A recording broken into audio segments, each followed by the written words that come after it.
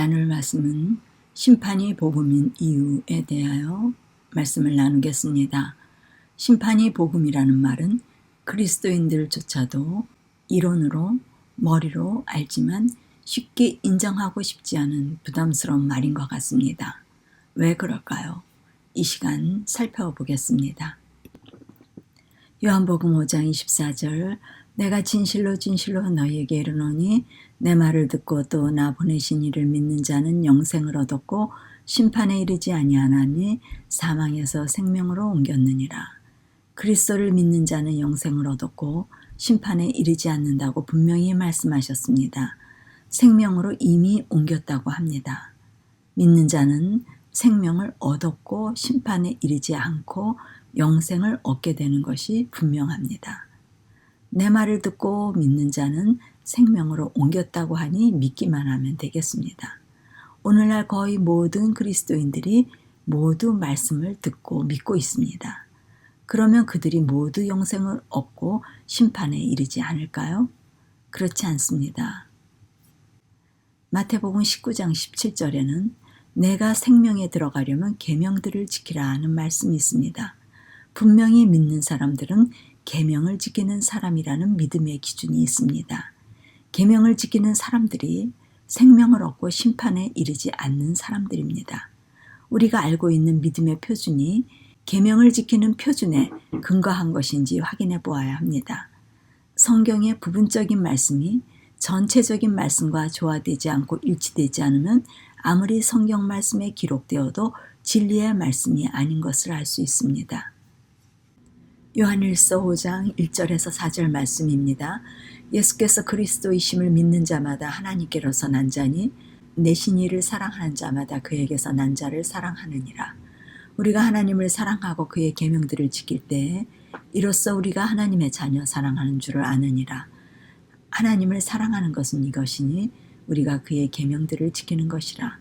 그의 계명들은 무거운 것이 아니로다. 대저 하나님께로서 난 자마다 세상을 이기느니라. 세상을 이긴 이김은 이것이니 우리의 믿음이니라. 이 말씀에 의하면 믿는 자는 하나님에게서 난 자로 계명을 지키는 자라고 합니다. 믿는 자는 하나님을 사랑하고 이웃을 사랑하는 사람입니다. 이 계명을 지키지 못하면 심판을 받게 되고 구원하는 믿음이 아닙니다. 우리가 하나님을 사랑하고 원수를 사랑하는 계명을 우리가 과연 지키고 있는가 자문해 보아야 합니다. 분명히 믿음의 표준은 원수를 사랑하는 것인데 원수를 사랑하는 일은 우리 죄인이 스스로 되는 일이 아닙니다. 우리가 하나님을 사랑하는 사람이 되어야 원수를 사랑할 수 있습니다. 믿음이 있는 사람은 원수를 사랑하는 그리스도의 품성을 소유한 사람이 됩니다. 믿음이 있는 사람에게는 원수를 사랑하는 계명이 무거운 것이 아니고 쉽고 가볍다고 합니다.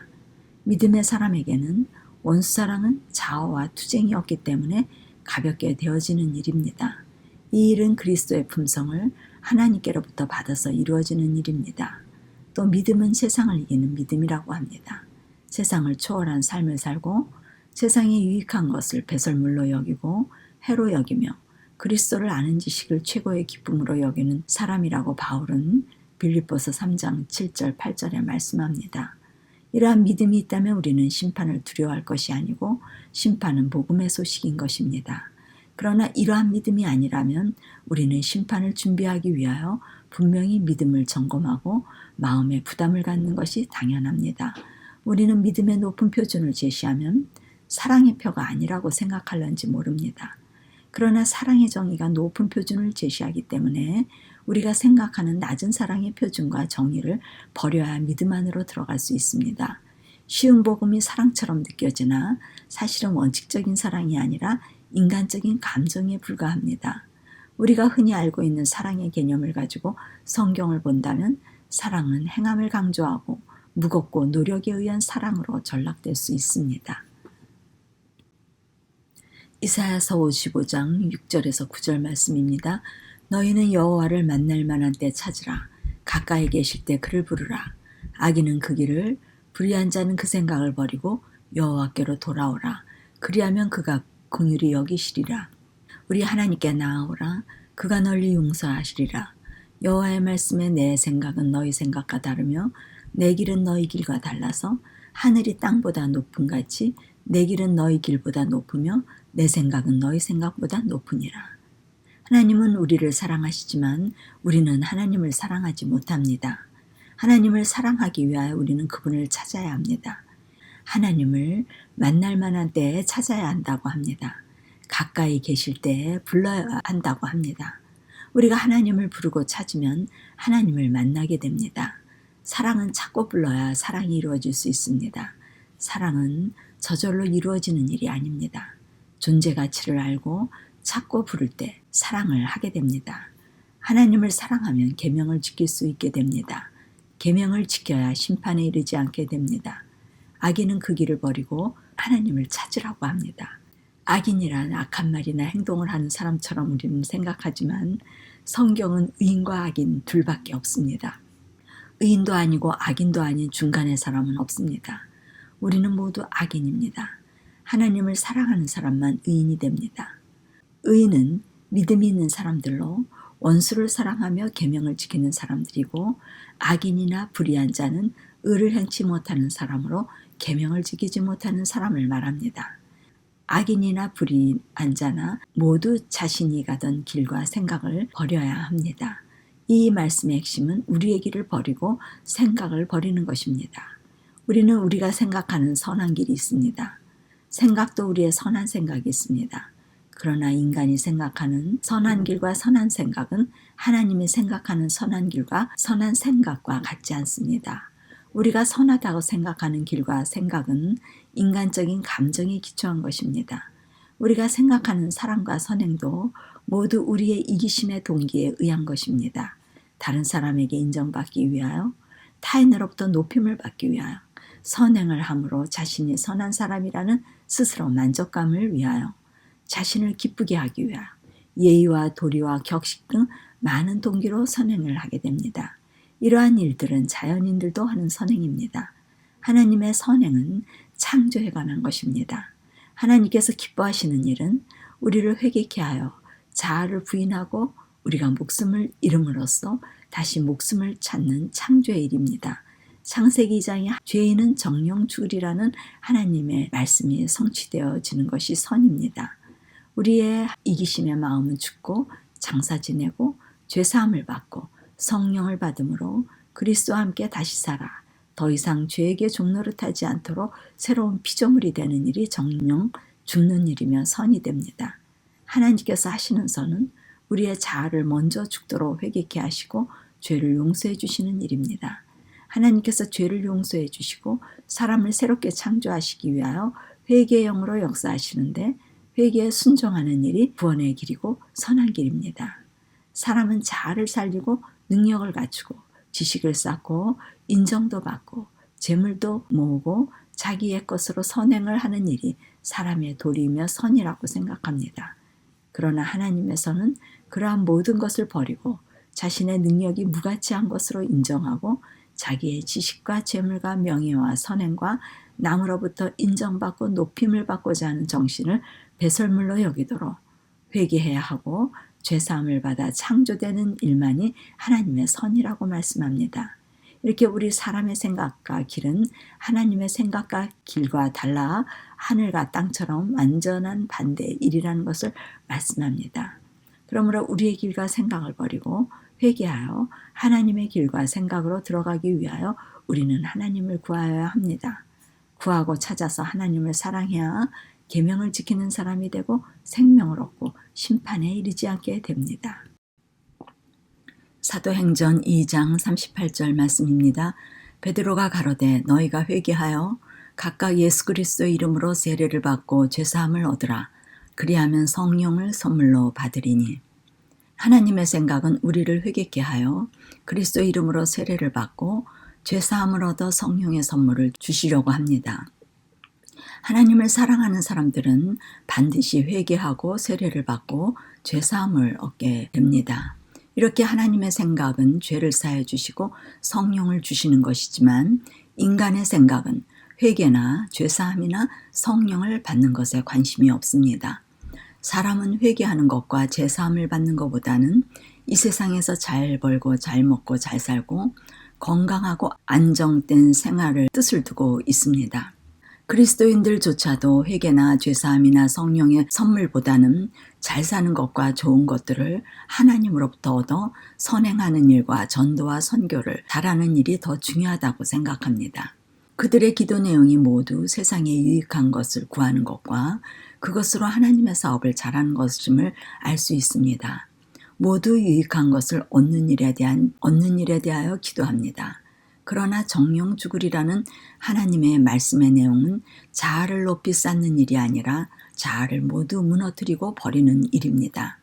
모두 전부 무너뜨리고 버리는 것을 자아부인이라고 합니다.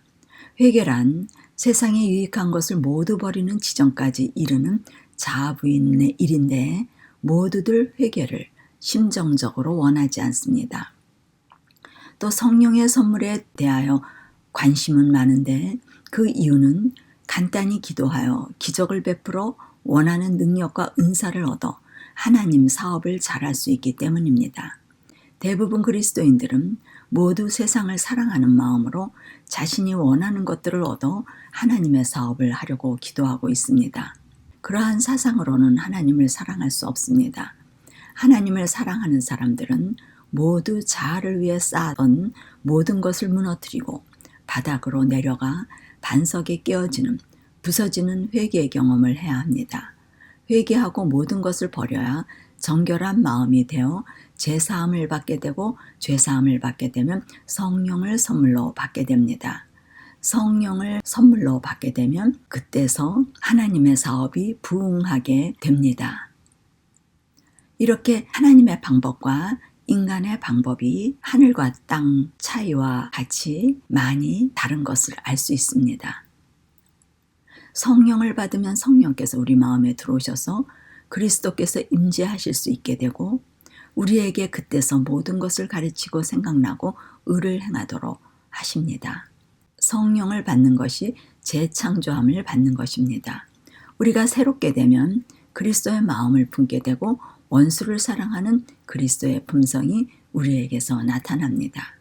그리스도의 품성이 우리에게서 나타나면 계명을 지키는 것이며 의를 행하는 사람이 됩니다.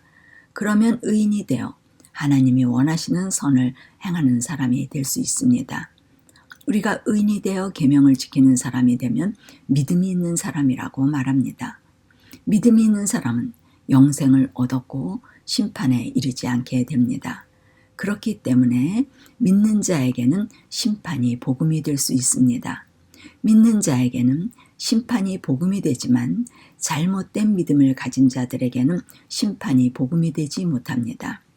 그들은 성령을 받을 수 있는 반석에 깨어지는 전적인 회개의 경험이 없고 자신 전체와 목숨을 하나님께 드리지 않았기 때문에 성령을 받지 못하는 것입니다. 그들은 여전히 자아를 사랑하고 자아를 보호하는 정신을 가지고 있기 때문에 하나님을 만나지 못합니다. 하나님을 목숨을 다하여 사랑하지 못하여 죄사함을 받지 못하고 사랑의 표인 성령을 선물로 받지 못합니다. 성령을 받지 못하면 그리스도의 의와 법과 그분 자신이 그들의 심령에 거하지 못하여 계명을 지킬 수 없게 됩니다. 그들은 교회를 다니고 신앙생활을 할지라도 성령의 열매가 없고 심판에 이르게 됩니다. 그러나 회개하고 죄사함을 얻고 성령을 선물로 받은 사람들은 항상 하나님의 계명을 지키기 때문에 심판을 두려워하지 않게 됩니다. 그들은 생명을 얻었기 때문에 이 세상에서도 풍성한 성령의 열매를 맺는 생명 현상이 끊임없이 나타나고 내세에서도 영원한 생명 현상이 계속적으로 나타나게 될 것입니다. 예수님은 그들이 죄사함을 통하여 성령의 의의 옷을 입었기 때문에 심판의 때 그들을 변론하시고 자신의 소유로 주장하실 수 있게 됩니다. 계명을 지킬 수 없는 사람들은 반드시 모든 회개를 통하여 죄사함을 얻어야 하고 성령을 선물로 받아야 합니다. 성령에 대한 개념이 사람들마다 다른데 자신의 마음에 왔다 갔다 오락가락 들락날락하며 모시는 성령이 아니라 항상 의를 행하시며 법을 지키게 하고 내재하시는 진리의 성령을 소유해야 합니다. 들락날락하는 성령은 사람의 마음의 창을 통해 외부에서 비치는 성령의 역사를 경험하는 것입니다. 우리의 마음의 창은 외부에서 악한 어둠의 일이 벌어지면 마음의 창으로 어둠이 들어와 마음이 어두워집니다. 그럴 때 우리의 마음에 성령이 떠난 듯한 감정과 느낌이 들게 됩니다. 그러다 외부에 밝은 성령의 빛이 들어오면 성령이 충만한 듯한 느낌과 감정이 들게 되고 성령이 자신의 내부에 계시는 것으로 착각하게 됩니다. 그러한 연유에 의하여 많은 그리스도인들이 성령이 오락가락하는 상태가 성령이 함께 계시는 증거라고 삼게 됩니다. 그러나 진리의 성령은 진리이기 때문에 외부로부터의 영향을 받지 않고 언제나 항상 변하지 않는 특성이 있어서 우리 마음 안에 항상 빛이 임재하게 됩니다. 그러한 중요한 교훈을 알려주시기 위하여 하나님께서는 우리 마음의 성령이 항상 함께하는 것이 성화임을 증거하시려고 성화와 심판을 상징하는 성소와 지성소를 4겹의 두꺼운 웃도깨를 덮어서 창문이 없도록 만들게 하시고 내부의 마음이 외부의 빛과 어둠으로 왔다 갔다 혹은 들락날락 오르락내리락 하지 않는 명확한 실물 교훈을 주시고자 성전을 짓도록 명령하셨습니다. 이 부분은 성소의 아주 중요한 부분입니다. 성소의 규례에 따라 우리가 성령의 일을 이해하고 해석해야 합니다.